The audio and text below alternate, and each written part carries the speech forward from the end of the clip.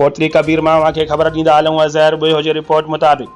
खानवान बरसां ॻोठ देहात शहर में दुकाननि जी चौकी ॾींदड़ चौकीदार एजाज़ अली हतार खे सॻियूं सोबोदरो पुलिस पारां मुबैना तौरु खंबे गुम करे कूड़ो मुक़ाबिलो ॼाणाए खेसि हाफ़ फ्राई करे ऐं मथसि केस दाख़िल करण ख़िलाफ़ देहात जे शहरुनि दुकानदारनि ऐं ॻोठाणनि पारां शहर में शटरबंद हड़ताल करे खानवान देहात लिंके रोड ते तयारनि खे बायूं ॾेई 2 कलाक रोड बंदि करे एहतजाजी मुज़ाहिरो करे धरणियो हंयो।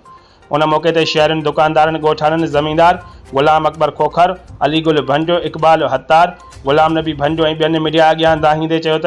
नौजवान खे सॻियूं पुलिस बेगुनाह खंबे गुम करे छॾियो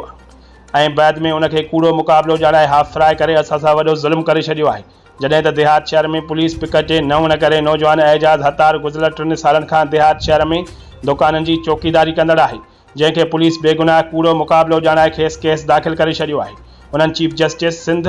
IG Sindh, DIG Sukkur, SSP Khairpur खां मुतालबो कयो त मामले जो नोटिस ऐं शफ़ाफ़ जांच कराए इंसाफ़ फराहम कयो वञे, न त ॿी सूरत में एहतजाज जो दाइरो वधायो वेंदो।